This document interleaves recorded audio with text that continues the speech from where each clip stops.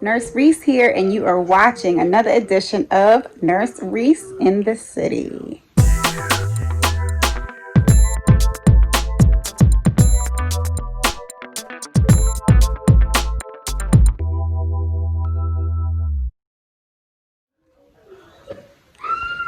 Okay, so for today's episode, I want to talk to you guys really quickly about Capella University. Before I get started, no, I am not a sponsored student. I'm not getting paid by Capella or anything of that sort. Now, what I want to talk to you guys about is, there's a lot of videos going around about Capella University. There's a lot of videos going around about Capella University. I don't want to talk to you guys about the things that are already floating around. I want to talk to you guys about the things that aren't floating around. I want to talk to you about the things that people don't tell you about Capella University.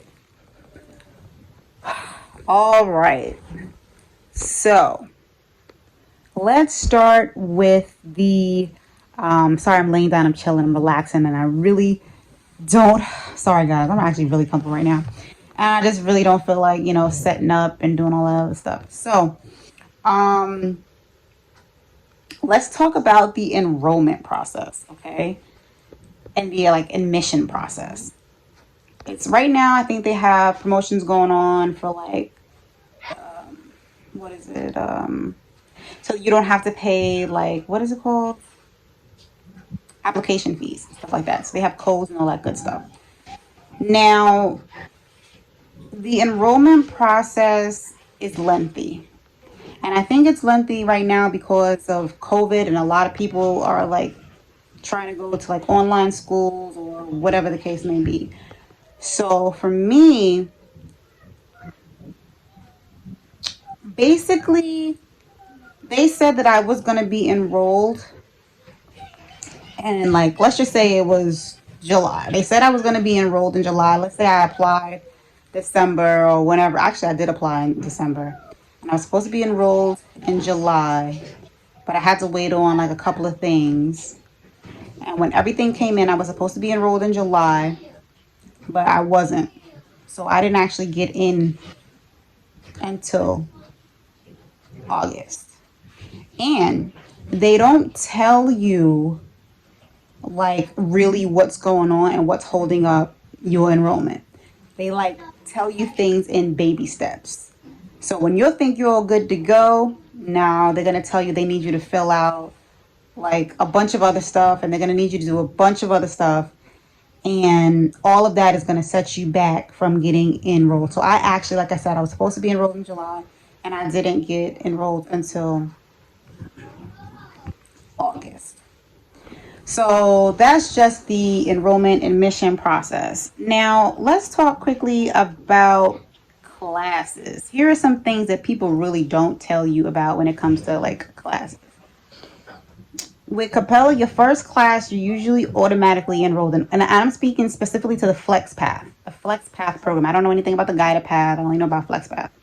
So with the FlexPath program, your first class, you're usually automatically enrolled in. Now, let's just say it's time for you to select your second course. That's another thing.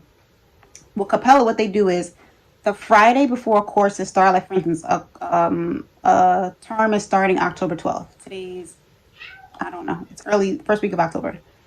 So Friday, I think it's the 9th, you'll have early access. So if you get enrolled prior to the 9th, you'll have early access on the 9th, okay? And you could basically start that one class that they give you access to. So you only have one class. All right. Now, on the actual date of the enrollment, which is the 12th, or the date that the term starts, the 12th, you'll be able to enroll in another course. With Capella, you can enroll in 2 courses at one time. Okay.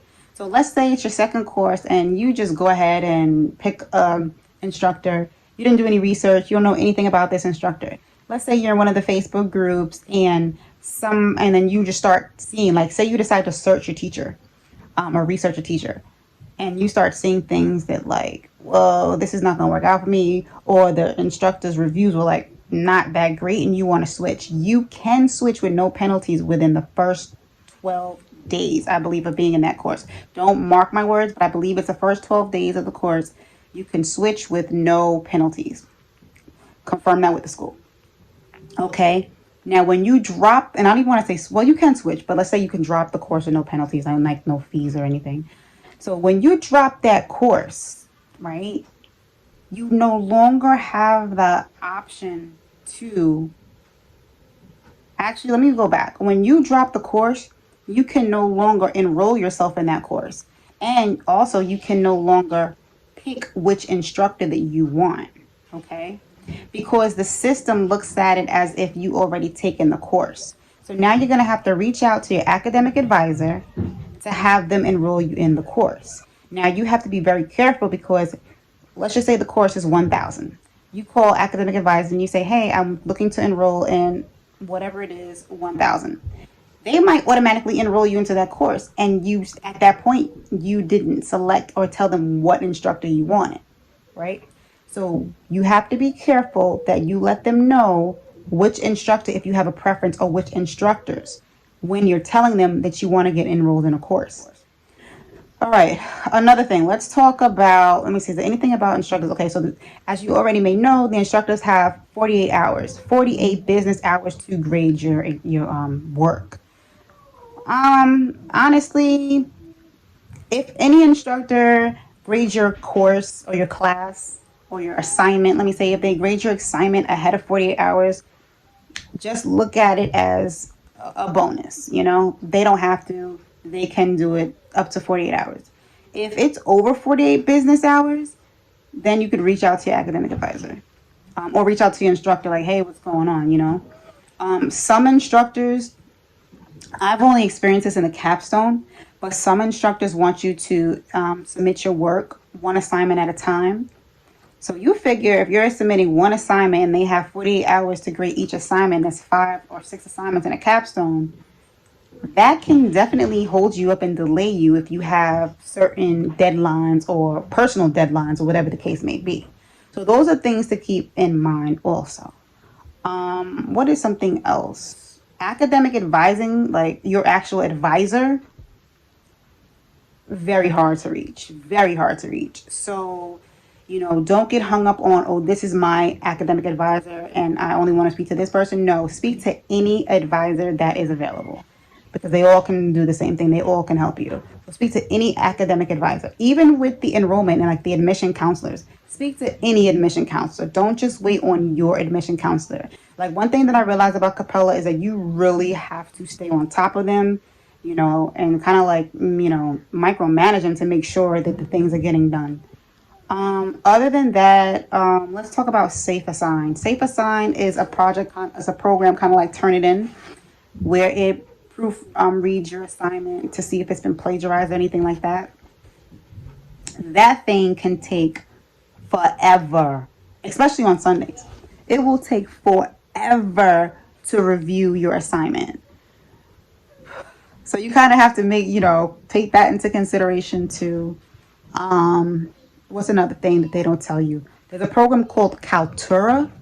Kaltura is a program that allows you to like film yourself and do like screen recordings and stuff like that for like video presentations and assignments that may require it. I had some issues with it. The program is terrible. The program almost never works the way it's supposed to. Some people say, oh, it's a certain browser.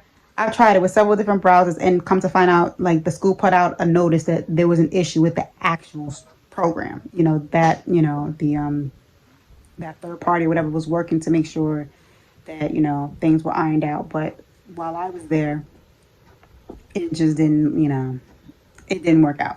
So what I did was I went on Google and I researched like workarounds and I found a way on, I have a Mac. So on my Mac, I was able to go to, it's literally called like go to, you go to like the finder, you go to go to, and in the go to, you'll see the MP4. So I took the MP4 and I would either like submit it directly that way.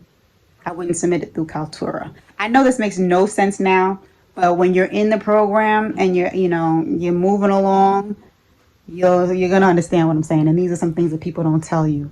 Another cool thing with Capella, or a cool thing with Capella, is that when you graduate, like, okay, so let's just say you start a program 10/12, and let's say you're finished with your program 11/12. Your conferral date is going to be the last day of the month that you've completed all of your, courses. So I think that's pretty cool, as opposed to having to wait till the end of the term. So that's really awesome. I really like that. I don't know if other schools are like that. I don't know. And this is my that was, well, my first experience with Capella. I'm trying to think. Is there anything else? Something that they don't tell you is if you're looking into like a master's program that, let me see, requires a practicum, you have to get a background check. I think they do through Castle Branch, so that takes time, and you have to have that done before you enroll, before you're able to register for your first course. So that's something they don't tell you. Well, they didn't tell me. What's some other things that people don't tell you? If you're doing a practicum, it takes about 8 to 12 weeks to get your site and preceptor approved. So you want to work on that early. You want to have your preceptors early. What are some other things that I can think of? I think overall, those are like the things that really stood out with me, with, their overall system, like how they do things.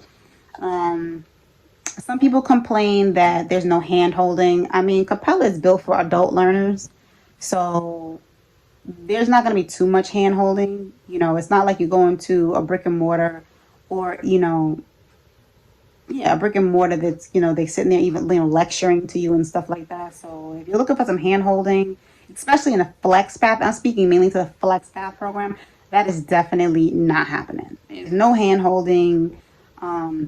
To me, I would say FlexPath is for people who are extremely motivated, extremely determined, like very organized, and just ambitious type, individuals.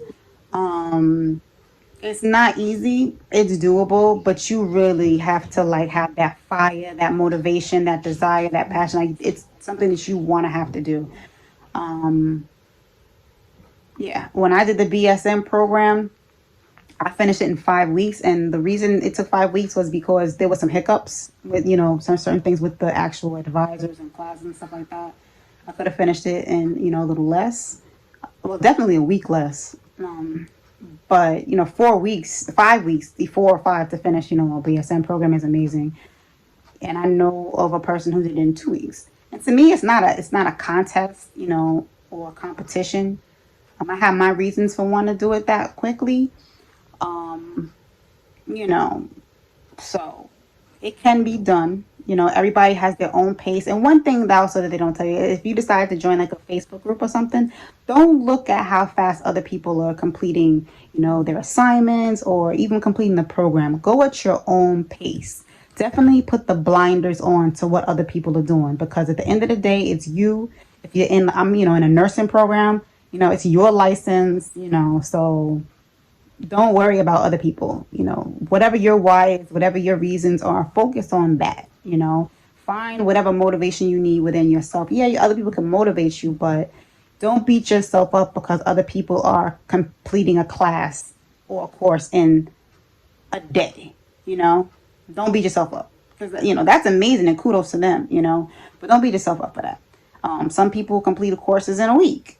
You know what I mean? Some people complete the whole program in 2 weeks. So everybody is different, and definitely don't compare yourself to other people. You know your strengths, you know your weaknesses, so don't look at other people and, try to compare yourself and be like, oh man, what's wrong with me? Why is it taking me so long? Or, if you want tips and tricks or whatever, how other people are doing it, then fine. But definitely, please, I see so many people beat themselves up because other people, are moving at a different pace than them. Everyone has their own pace, and that's why the program is self-paced. So other than that, I don't want to keep this video too long, but other than that, I believe those are some things that people don't tell you about Capella University, about the FlexPath program.